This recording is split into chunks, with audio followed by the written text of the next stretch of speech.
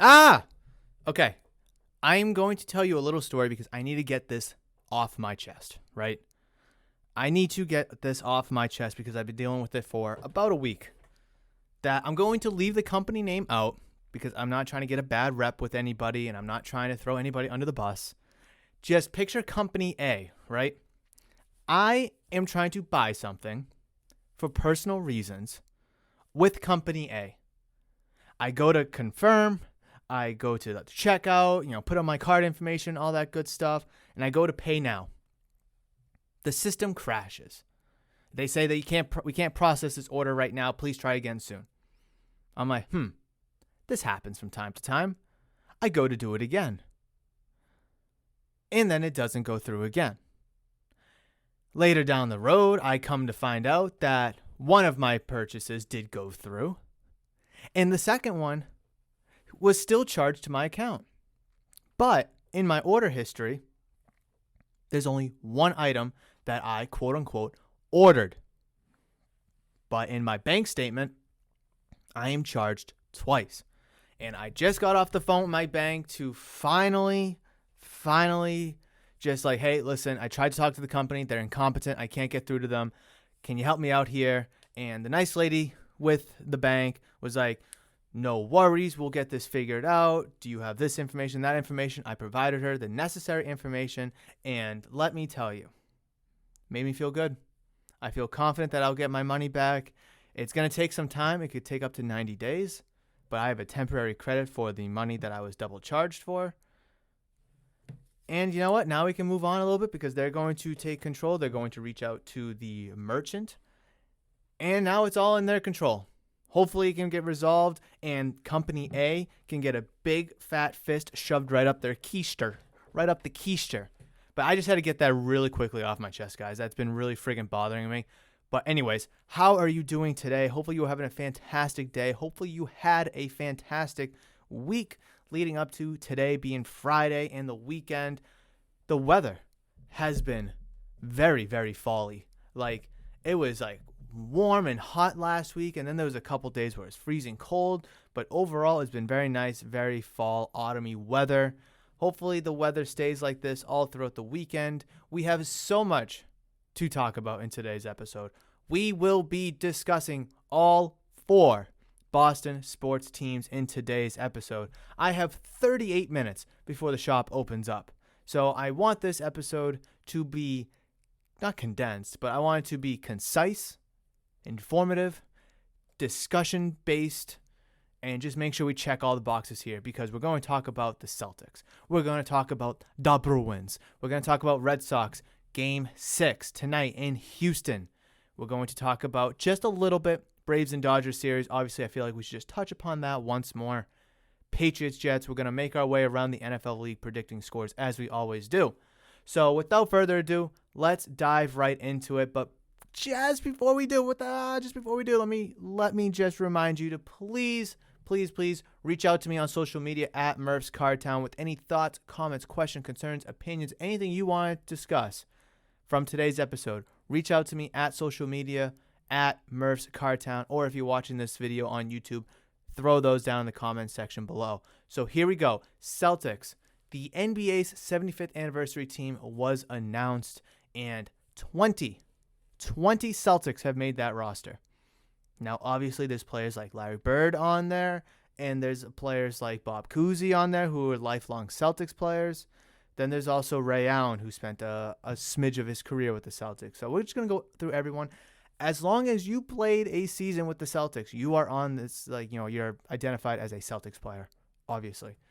Ray Allen, Nate Archibald, Dave Bing, Larry Bird, Bob Cousy, Dave Cowens, Kevin Garnett, John Havlicek, Sam Jones, Pete Maravich, Bob McAdoo, Kevin McHale, Shaquille O'Neal, Gary Payton. Real quick, about Gary Payton, I completely did not know Gary Payton played a season with the Celtics. Did not know. Completely didn't know. It was 2003, 2004, I believe it was. Had no freaking idea that he played for the Celtics.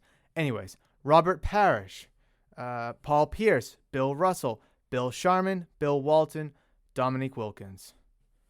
Obviously, there are a ton of Celtics greats on here, and then there's also a handful of players who just played 1 or 2 seasons with the Celtics.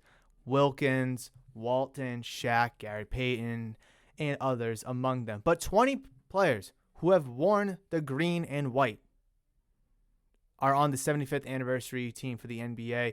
That is absolutely tremendous, and congratulations to all 20 of those Celtics players, and honestly, congratulations to all 75 players that were on this list. But let's just move on from that because we have way too much to talk about. Celtics lost to the New York Knicks on Wednesday, 138-134 in double overtime at Madison Square Garden. Jaylen Brown cooked. He was the Chef Boyardee. Boy, are these hoes wild. Do you see those New York Knicks fans? Did you see those New York Knicks fans after that game?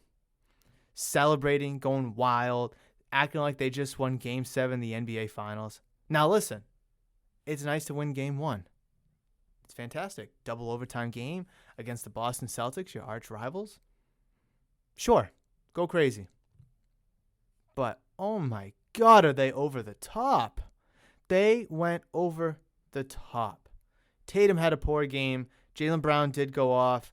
Celtics only played 9 guys. I'm surprised they didn't play more big men because Robert Williams and Grant Williams were really the only 2 big men, really. Yeah, sure, Tatum's kind of a 4 now, but whatever. But, oh my God, it's not like the Knicks played, Julius Randle dropped 35. Evan Fournier dropped 32. Where was that when he was with the Celtics, right? But Kemba Walker dropped 10. Barrett dropped 19. Mitchell Robinson, 11 points, 17 rebounds. That was a monster. Obi Toppin, 14 and 28 minutes. Like, I'm not blown away by the Knicks' performance. Like, Julius Randle has become a household name ever since he got to New York. I'll give them credit there. Evan Fournier, I know you're not going to get this night in and night out. Kemba Walker doing what he did when he was with the Celtics. Not much. So, are the Knicks better than the Celtics on paper?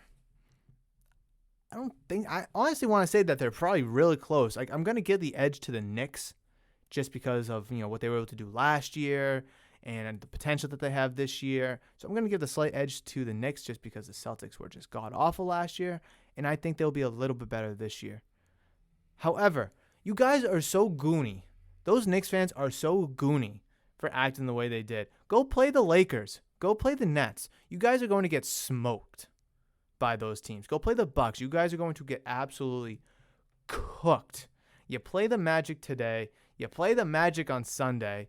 And you don't play a good team until the Bucks Friday, November 5th.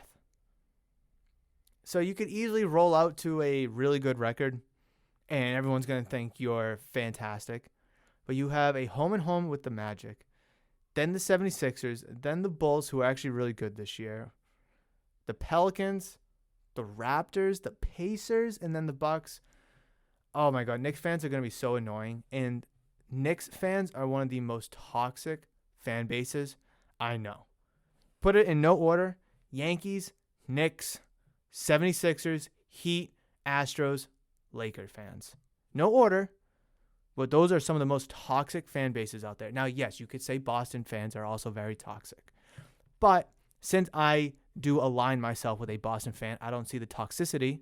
However, I know that there is a fine line between unbiased and accurate opinions, accurate factual statements that I provide here on Murph's Boston Sports Talk every Monday and Friday. Then there's some fans out there that do believe the Celtics are a top 6 team in the NBA or a top 8 team in the NBA, that they're going to win it all this year, and that Marcus Smart deserves the bag, which I think he's a very good player, but I don't think he deserves the bag. It's just I know the Celtics are going to be a relatively good team. I want them to be a great team. I want them to be a top 8 team in the league. I want them to win the finals. Is it going to happen? Probably not. And am I going to sit here and say that they should do it? Yeah, they probably should. Am I going to sit here and say they could do it? Probably not, because I don't think they can do it. But, oh, my God, Knicks fans. Oh, we're going to win the finals. Whoa, oh, my God, we're so much better than you. Go, New York. Boston sucks. Bro, chill. It's game freaking 1. Game 1. Come back to me after you play the Bucks, the Lakers, the Nets, the Warriors even. The Warriors be looking good. Come back to me then. Obviously, I'm not going to sit here and say the Knicks are worse than the Celtics. Because due to my unbiased sports opinion, I think the Knicks have the slight edge. Now, you're not going to get 30 plus from Fournier every night. And you're probably going to get 10 points from Kemba every night. Julius Randle, like I said, he's becoming a household name. But is that going to be enough? I don't think so. I don't think so. I mean, a lot of teams got better. A lot of teams have improved, and I think the Knicks think they improved by bringing in Kemba Walker and Evan Fournier. But you guys haven't improved. You really haven't. Like, I think the Miami Heat signing Kyle Lowry, as much as I don't like Kyle Lowry, you guys know this. I do not like Kyle Lowry. I think he's so overrated. But he's still a good player. He's good defensively. He can draw charges. He can make a clutch bucket. He can make something happen on offense. I'll give him credit there. But he is, my God, over freaking rated. But I think the Heat are better than you this year. I really do. The Hawks are better than you. The Bucks are better than you. The 76ers should be better than you, but I don't know if they are with that whole Ben Simmons situation. And the Celtics could become better than you. So put the damn back in your damn pants, because you guys are going to suck this year. You're going to go 30 and, let's see, you're going to go 40 and 42 this year, all right? Let's just be honest. That is my little Celtics Knicks rant. Moving on to the Boston Bruins, who got absolutely smoked by the Philadelphia Flyers. Now, I don't want to say they got smoked, because it was 3-3 going into the third period. Tight game, good game. Not going to say they got smoked, but that third period definitely got away from them big time. It absolutely got away from them. Jeremy Swayman did not look good, giving up those 2 goals in the third period. 5 overall. Not what you want to see. But listen, it's game 2. It's a long season. It's a full 82 game regular season this year. Unlike last year. Was it 54 last year? 56? Something like that. You're going to be playing the whole league. Instead of just playing 7 teams, you're going to be playing the whole league this year. Which is nice and refreshing, by the way. I definitely want to point fingers at the defense. I know that Grzelcyk and Riley and Carlo, Clifton, not Coleman because he's offense. Are you guys really getting it done? I mean, entering this offseason, a lot of moves had to have been made for the Bruins. It's like the first time I've really dove into the Bruins, huh? A lot of moves had to have been made this offseason for the Boston Bruins. They made a lot of moves. But one thing that I still don't think they figured out or fixed was the blue line. You still have a glaring need for a top 4 defensive pairing. You have McAvoy. You have Mike Riley. You have Matt Grzelcyk. You have Brandon Carlo. That's a great group right there for your top 4. But do we really want Riley or Grzelcyk as a top 4 pairing? Maybe Riley, a couple years ago. But do we really want Grzelcyk as one of our top 4 pairings? So I just think the Bruins, I like what they did on offense. They brought a whole good group of guys in. Foligno, Forbat, Holla. I'm missing somebody. Nosek. Am I missing anybody else? I'm sure I am. I'm just looking at the roster right now. Trent Frederick's getting a lot of playing time this year. Like, they made a lot of good moves this year offensively. And I think offensively they'll be okay. But, I still think they're one blaring defensive man away from really becoming that team in the Atlantic Division, in the Eastern Conference, and maybe in the NHL. I know that's a little bit of an exaggeration right there, saying the NHL, because there's a lot of good teams in this league. East to West, doesn't matter where they are. There's a lot of good teams. but you can really make a statement in the Atlantic Division and in the Eastern Conference, I think, if you're able to bring in one more stud defensiveman. Will they be able to do it, though? I don't know. I really don't know.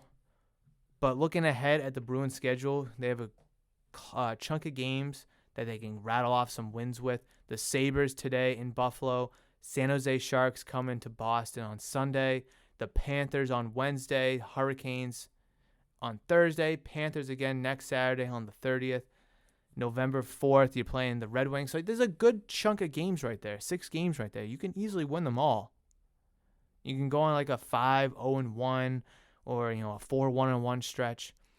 See, the funny thing in hockey is, I've mentioned this plenty of times before, it's all about points. It's all about points. You could have 40 wins, and that's going to translate to 80 points. But if there's another team with 35 wins, but 15 overtime or shootout losses, they're better than you because of those 15 extra points, because you get a point if you go into overtime, regardless if you win or lose. If you win, you get the second point. If you lose, then you still walk away with the 1 point. So it's all about getting points in hockey. It's all about getting points. And if you can scrape points every single night, or the majority of nights, you're going to be pretty good. You're going to be in really good shape. I think last year to start the season, the Bruins didn't suffer a regulation loss at home for like the first 30 games or something like that. Oh, actually, no, it was 56 games. Maybe like the first 20 games at home or whatever it may be. It was something ridiculous like that. They were going on an absurd stretch. Just beat the teams you should. Go on hot streaks. And I think you'll be okay. I think the Bruins have a really good chance. Obviously, the Atlantic Division is back together. Panthers, Sabres, Red Wings, Maple Leafs, Senators, Lightning, Bruins, and Canadiens. Look at the Canadiens. They played 5 games already, and they're already 0-5. Already 0-5. And the Florida Panthers, 4 games, they're 4-0. So I know I kind of brushed on that Florida Panthers game, how that could be a must-win. I might be taken back, but, it's still early in the season. Just like basketball, hockey, they both play 82 games. You got to wait for the first 20 to 25 games to really figure out if a team is actually good, a team's actually bad, because we've seen teams come out to hot starts. We've seen teams come out to cold starts, whether it's in baseball, football, basketball, or hockey. You got to let the season mature a little bit, like in football. Give it 5-6 weeks. Let the teams that are, start off hot fizzle out. Let the teams that start off cold get hot. It's the same thing here in hockey. Are the Florida Panthers really this good of a team? Are we really going to consider them this good of a team when, where were they? They did finish 37-14 last year. And in 2019-2020, they did finish 4th. So there's a lot of hype and potential around there. But it's still early in the season. I still feel like you can squeak one of those games out while they're hot and then worry about them later down the road. But that's going to be my Bruins minute, right? Let's switch over. Before we talk about the Red Sox, let's just talk about the Braves and Dodgers series here real quick. Really, really quickly. Now, the Braves, I think every game they've scored runs in the first or the second inning in every game. But last night, all they were able to do is score the 2 runs in the first inning. That's it. And then the Dodgers, they just took over. Now, the 4 runs in the 8th inning, call it what you want. It was kind of just, more salt on the wound. But the Dodgers were in complete control of this game. The pitching was unbelievable in this game by the bullpen. Joe Kelly gave up those 2 runs. But Phillips, Vesia, Gratterall, Trinan, Nebel for the Dodgers, lights out. Absolutely lights out. The Braves were only able to muster 5 hits all night, and 2 of them came off of Joe Kelly. This is a good Braves lineup. Yes, they're still missing Acuna. They're missing Ozuna. They're missing Soroka, their pitcher, their ace pitcher. But you still have Eddie Rosario, Ozzie Albies, Freddie Freeman, Austin Riley, Jock Peterson, Dansby Swanson, Travis Deneau. Who's the other one? Jorge Soler, who's coming off the bench. Still a really good lineup. But the Dodgers were able to just shut them down. The Dodgers did what the Dodgers had to do. Obviously, being down 3-1, they were able to win Game 5. Bring the series back to Atlanta would be nice for the Braves to win it on their home field. However, you have to be careful to not let the Dodgers get hot. Dodgers have one of the best, if not the best team in modern baseball history.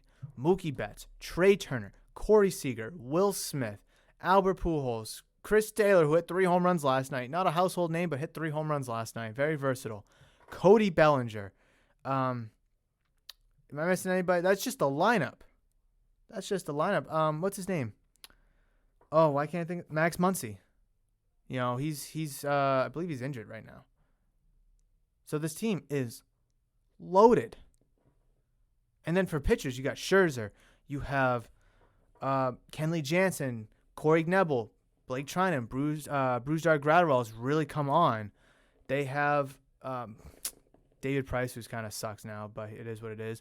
Walker Buehler, Julio Urias. Like, this team is built for October. They are built for October. But the Braves are so close from dethroning the defending World Series champions. They're so close. You have to win Game 6 if you're Atlanta. You absolutely have to win Game 6, because if you lose Game 6 and Dodgers force to Game 7, they will have all the momentum, and they more likely will win that series because of that momentum, the star power, and it's do or die for both teams. Right now, the Dodgers are playing for their life, and they're doing it very well. Braves, yeah, you could afford to lose this game, bring it back home, give yourself the advantage, and win in your home crowd. But if you're not able to win Game 6, then I do think the Dodgers are going to complete the back sweep, though, 3-1 comeback, and win this series. I really do. And I hate to say that. Although I'm a Dodgers fan, I am a 15-year veteran Dodgers fan, for those that are listening. I want to see the Atlanta Braves win this because I don't want to see the Dodgers in the World Series again. I don't want to see the Astros in the World Series again. Everyone outside of Houston, New York, and Los Angeles are rooting for the Braves and or Red Sox. Probably Braves and Red Sox, just to be completely freaking honest.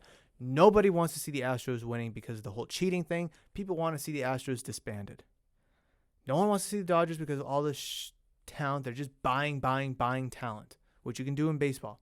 You can do in basketball. And they just won it last year, and they want to see someone different. The Dodgers have been in the World Series a handful of times now. They were in it in 2017 when the Astros beat them. They were in it in 2018 when the Red Sox beat them. They win the N.L.C.S. when the Nationals beat them.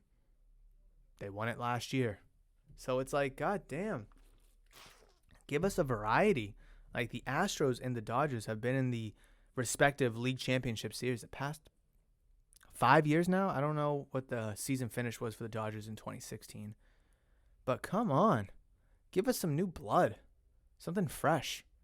And I think that's why a lot of people do not want the Dodgers, because they want something fresh. And I think a lot of people don't want the Astros for the same reason, plus they're cheaters. So let's move on to the Red Sox and the Astros series. We're trying to fly through this, guys. We're trying to barrel through this. Obviously, we want to make sure we hit all the topic points.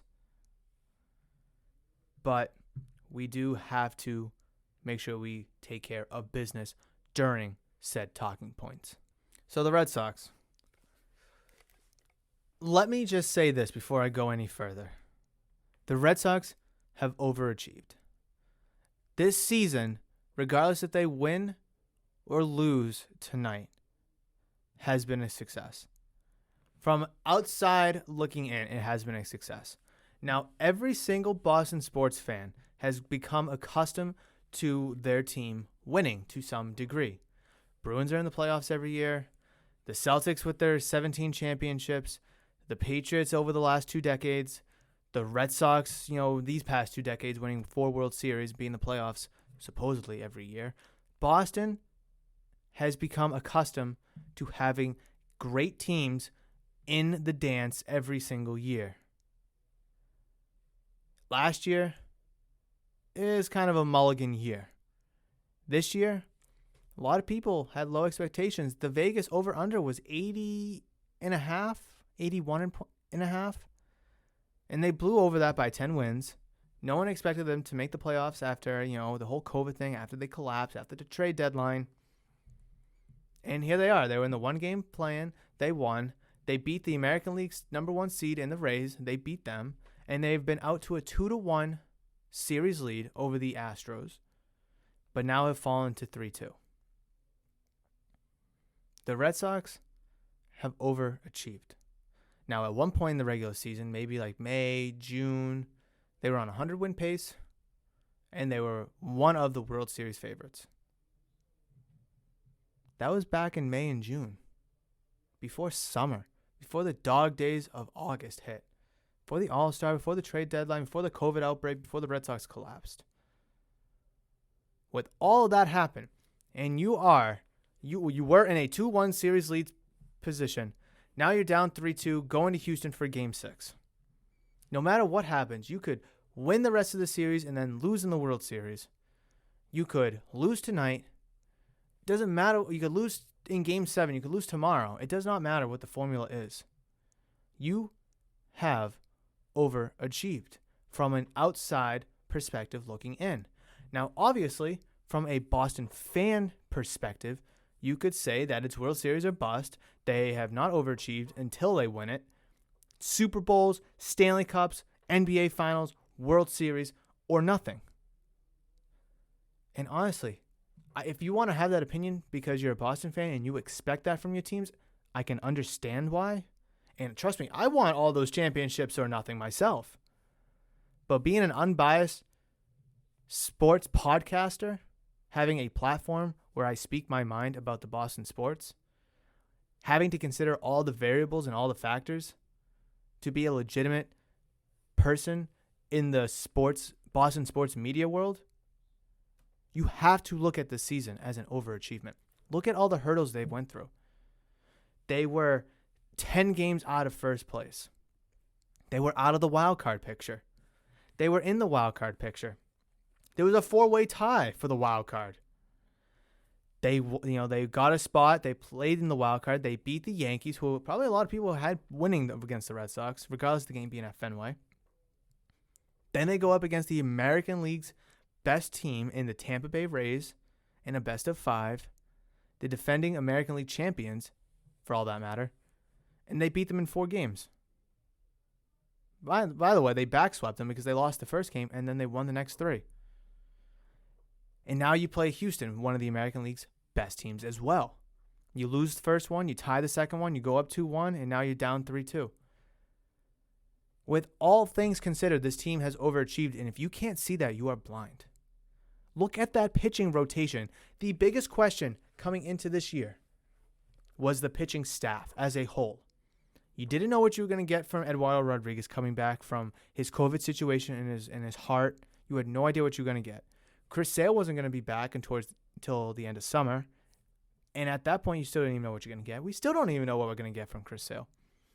Eovaldi has turned into an ace for this team, but we did not expect him to be said ace.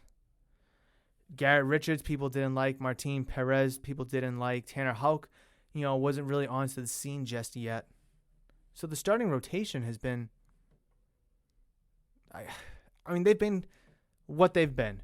They've been very durable. They've been, let's call it consistent. Nick Pivetta even. No one expected Nick Pivetta to have a decent year and then, perform as well as he has in the playoffs. Then you look at the bullpen. Yeah, they made moves to bring in Hansel Robles and Austin Davies. But, seriously? Are those the moves that we want to be making? It helps to have the extra arms, but, if you look at it, that bullpen was good at one time.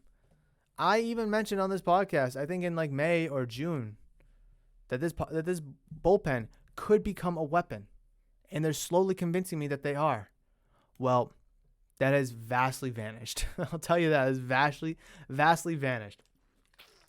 You're losing these games because of the bullpen. You simply are. Okay, granted, you have to score runs. The Red Sox scored 2 runs in Game 4 and 1 run in Game 5. You got to score runs to win. I get that. But let's look at the game 4 start here. That was, who started that game for the Sox? That was Nick Pivetta. He gave up 1 earned run. And that was a home run by you. Who hit that home run? Oh, that was Bregman. That was right. That was Bregman's home run. Josh Taylor gives up a hit. Adam Ottavino gets a strikeout. Garrett Whitlock gives up a run. Nathan Eovaldi gives up 4 runs. Martin Perez gives up 2 runs. Yes, you need to score runs to win in this game. But the bullpen blew that because you got 5 tremendous innings from Nick Pivetta. 2 hits, 1 earned, 2 walks, 3 strikeouts. He did his job. He got you through 5 innings, which I hate saying that now, but that is the norm in the playoffs, or at least the goal is to get to 5 innings from your starter. He did that. You were up 2-1 for the majority of that game. And then Garrett Whitlock blows it in the 8th, and then here comes Eovaldi, here comes Perez, and then the game's well out of reach. That game was lost by the bullpen. Like I said, your offense still needs to score runs. But remember what I said here on Monday. The Red Sox, when they score 4 or more runs, they're like, I don't even know, 70 and like 15 when they score 4 or more runs. And when they don't, they're like 10 and 50. It's something polarizingly bizarre like that. Let's look at Game 5. Game 5, that was Chris Sale's start. Yordan Alvarez hit that home run in the 2nd inning. Chris Sale goes 5 1/3, 3 hits, 2 earned, 2 walks, 7 strikeouts. Got into a little trouble in the 6th inning, but then the Astros blow it open. So it's a 6-0 lead. Then it becomes 7-0. Then you get a run. Game's over 9-1. Ryan Brazier gives up 2 runs. Martin Perez gives up another 2 runs. Maybe you just stop going to Perez. I mean, he's given up multiple runs. I mean, he can't get out of the innings for you. It's the bullpen that's blowing it. I don't want to specifically point to Martin Perez, but I mean, the writing might be on the wall. The only way that the Red Sox are going to win games, I'm not even going to worry about Game 7. I want to come in here on Monday and talk about the Red Sox winning Game 7, or we're going to sit here and talk about, the season as a whole. But the Red Sox are only going to win Game 6 and see a Game 7 if they can hit the ball and if they can pitch the ball. Wow, that sounds so freaking simple, doesn't it? Doesn't that sound so freaking simple? Because it is. And yes, it's easier said than done. Trust me, I've played baseball my entire life. I know how easier said than done it is. Baseball, from a very, what's the word I'm looking for? From a minimalistic point of view, you hit the ball, catch the ball, you throw the ball, right? People think baseball is so easy because you just hit the ball, catch the ball, throw the ball. Okay, well, you go up to the plate and hit a 98-mile-an-hour high-and-in fastball. Or try to fight off a nasty slider when the count's 0-2. You try it. Now, I could never hit a breaking ball, but I digress. Baseball, from a minimalistic standpoint, is very easy. Yes, hit, throw, catch. But when you look at it from a more in-depth, very smart or very expansive perspective, it's a tough game. It might be one of the toughest sports out there. Because you look at the Red Sox, they were able to score 9 runs in Game 2, 12 runs in Game 3, and then 2 runs in Game 4 and 1 run in Game 5. All while they were able to give up 5 runs in Game 2, 3 runs in Game 3, 9 runs in Game 4, and 9 runs in Game 5. So it's more than just hit, throw, catch. You have to do so much more than that. So yes, it's super simple and very egotistic for me to say. You just got to hit the ball and you got to get them out, pitch the ball. But the Red Sox they were pitching and they were hitting very well in Games 2 and 3. You could even argue Game 1 when they lost 5-4. You could even argue Game 1 fine. But in Games 4 and 5, their hitting vanished and their pitching shit the bed. You need to go back to attacking early, getting on base, driving in runners. Because I think Game 4, I don't know about Game 5, but Game 4, they were 0 for 9 with runners in scoring position. 0 for 9 with runners in scoring position. You're leaving men out there begging to come home. When the Astros in Game 5 jumped out, I think at the time it was 6-0, I think it was. Or maybe it was just, I want to say it was 6-0. When Hunter Renfroe grounded into that double play in the 6th inning, I believe it was. Or maybe it was 1-0. I don't remember. And Hunter Renfroe grounds into that double play when there was a runner on first and second with no outs. Last thing he needed was a double play. He bounces into one. The entire game, in the game before, you were struggling to hit the ball, get runners on base, and drive them in. Why not execute some small ball? Force the Astros to make a play. So I put some of this blame on Alex Cora because he needs to manage this team better. He needs to manage the lineup better. He needs to manage the bullpen better. He does. He's the one that makes all the decisions. Use your gut. Use your eyes. Don't just read a piece of paper from the nerds up in the booth writing the statistics down on an Excel spreadsheet.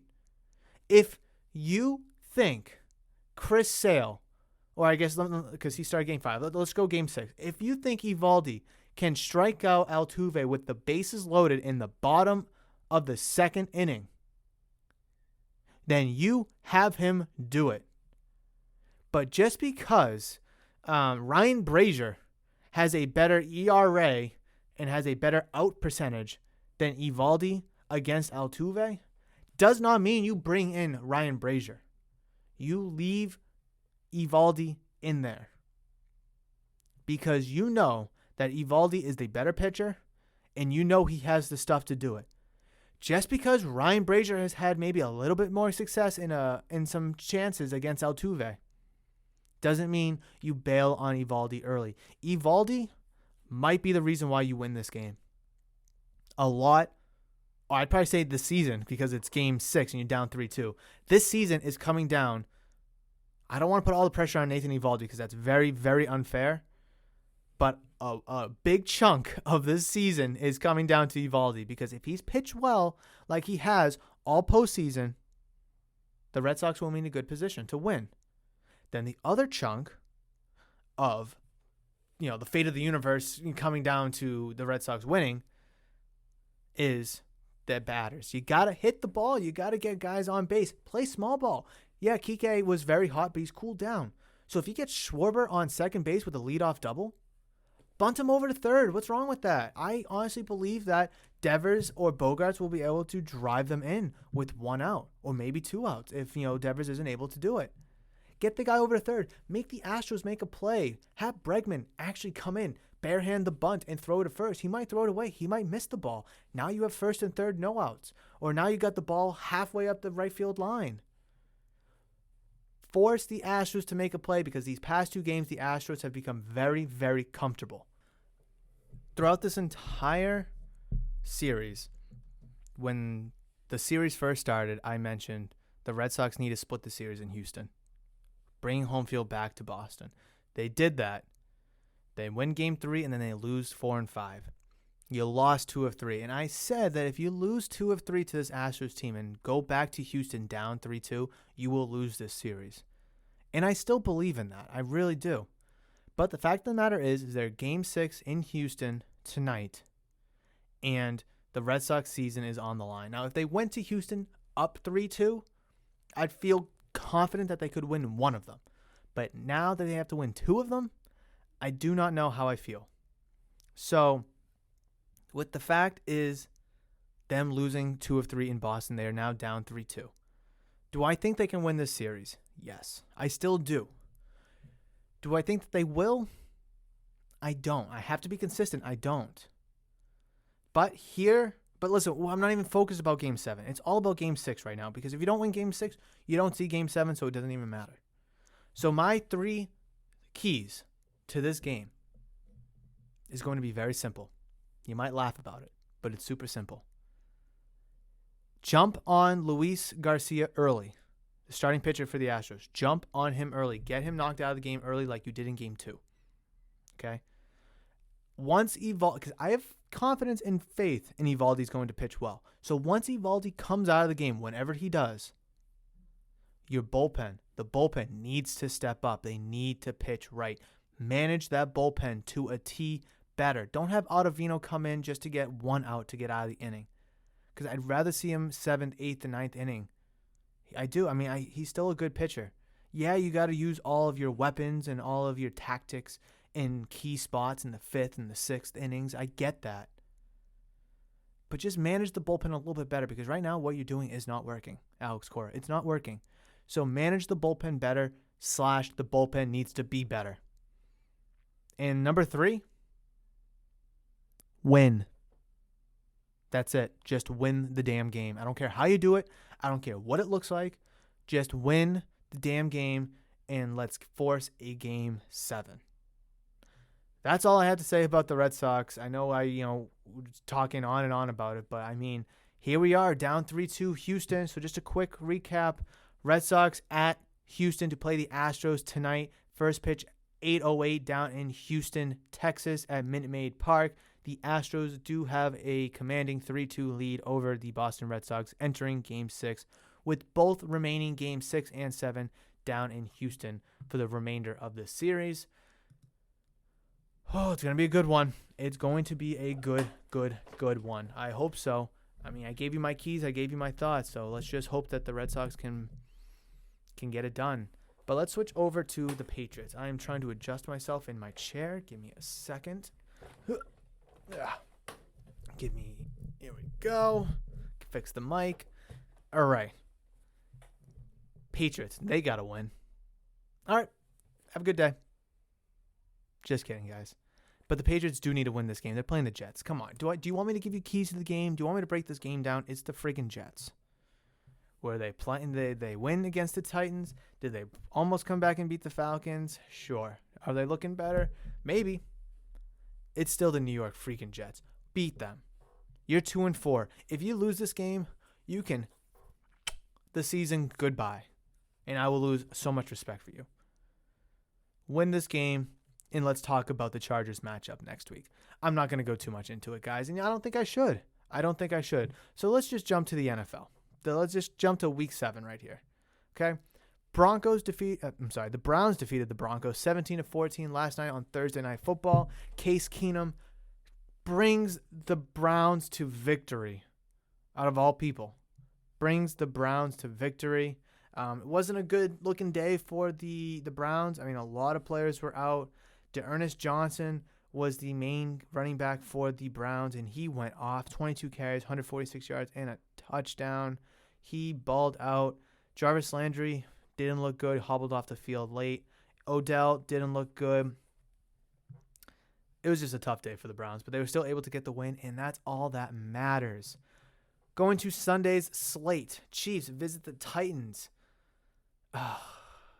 Titans just got a good win against the Bills. They're feeling good. I hope the Titans win. I think the Chiefs will win. Washington football team visits the Green Bay Packers at Lambeau Field. I think the Packers will win that game. Washington football team is kind of falling off a cliff. Bengals visit the Ravens. Could be the game of the week in my opinion. Ravens are super hot right now. Bengals look really good themselves. I want the Bengals to win, and I think they can. But I think the Ravens might squeak this one out, so I'm going to go Ravens there. Panthers visit the Giants. Panthers have been streaky lately. Giants just kind of falling off the face of the earth. I'm going to give this one to the Panthers. Falcons visit the Dolphins in Miami. I'm going to give that one to the Falcons because the Dolphins are a joke. Jets visit the Patriots. I already said Patriots. Eagles visiting the Las Vegas Raiders. Eagles are good. They've lost some good games. They have a lot of good talent. It's going to be their first game without Zach Ertz. I'm going to pick the Raiders here. I think the Raiders are a good team. I really do think they're a good team. Lions visit the Rams. I'm picking the Rams. There's no discussion needed. Bears visit the Buccaneers. Bucks. But the Bears, I think, will put up a good battle maybe early on in the game, or the Bucks will just kind of blow them out, and then the Bears might make it a decent game late in the fourth quarter, but a little too much, too late. Wait, too little, too late? Yeah. Texans visit the Cardinals. I'm picking the Cardinals to win that game because I'm picking the Cardinals. Not only they're 6-0, but because they're going against the Texans, and because I'm also picking them in Survival League, so they have to win. Colts visit the 49ers for Sunday Night Football, a very odd Sunday night matchup. I am going to be picking, Trey Lance, I believe, is out, so Jimmy G is getting the start. If the 49ers want any hope to stay in the NFC West competition, they have to win this game. Colts started off slow and ugly, but if they get this win, that'd be a big win for them. I'm going to lean 49ers, but I don't feel confident about it. But either team could win this game, and I wouldn't be surprised. Saints visit the Seahawks. What looked like a good matchup at the beginning of the year without Russell Wilson for the Seahawks. It's going to be tough for them to win, just like last week in Pittsburgh. Here in Seattle for Monday Night Football, I still think the Saints are going to come away. Just not having Russell Wilson is making a huge, huge difference for the Seahawks. But that is my predictions across the league. I kind of ran through them, like I just flew through them. I have the Chiefs over the Titans, Packers over the football team, Ravens over the Bengals, Panthers over the Giants, Falcons over the Dolphins, Pats over Jets, Raiders over the Eagles, Rams demolishing the Lions, Buccaneers beating the Browns, Cardinals over the Texans, 49ers beating the Colts, and the Saints defeating the Seattle Seahawks. That is everything that I needed to talk about in today's episode here on Murph's Boston Sports Talk. If I missed anything, if you have something you want to talk about that we didn't talk about, or maybe you want to kind of piggyback on something I mentioned, maybe you agree with me, disagree with me, whatever it may be, reach out to me on social media at Murph's Cardtown. I would love to indulge with you in a conversation, a debate, an argument, whatever you want to have. And also, down on YouTube, if you're watching this on YouTube, leave a nice comment down there with your thoughts, questions, comments, concerns, opinions, whatever. You agree with me, you disagree with me, whatever it may be. Leave it down in the comment section below. And while you're down there, please leave a like on this video, as I would greatly appreciate that if you did enjoy today's episode. And also, if you would, please consider hitting that giant red subscribe button, as I would greatly appreciate your love and support. And that is the best way to give such love and support to the channel. Everybody who's listening on audio-only platforms, you can find Murph's Boston Sports Talk on Apple, Stitcher, Spotify, Google, Amazon, anywhere you listen to your podcasts. You can find Murph's Boston Sports Talk. That's just a fact, not an opinion. But that is going to do it for today's episode. I really hope on Monday we can talk about the Red Sox advancing to the World Series, hopefully playing the Braves. But if not, we will reflect on the Astros series, regardless if they lose in 6 or in 7, and just look at the season as a whole. Big weekend for Boston sports. Pats need a must-win against the Jets. Obviously, the Red Sox have a two games they have to win. Bruins need a bounce back. Celtics need a bounce back. So a lot going on in Boston sports right now, and I am so happy to be able to talk about all 4 Boston sports team once again here on Murph's Boston Sports Talk. But that is going to do it for today's episode. And until the next one, until episode number 99. Before I go, speaking of episode number 99, episode 100, in case you missed it on Monday, will be a special live stream on YouTube between Kim and I. We're going to be sitting here, chatting, just having some fun, celebrating the 100th episode of Murph's Boston Sports Talk. That will be Friday, October 29th. Should probably make a schedule for it, right? Yeah, that will be Friday, October 29th. It will be shortly after the shop closes, so maybe 8:15 start time we're looking at, maybe 8 o'clock if we're lucky enough. But we will see.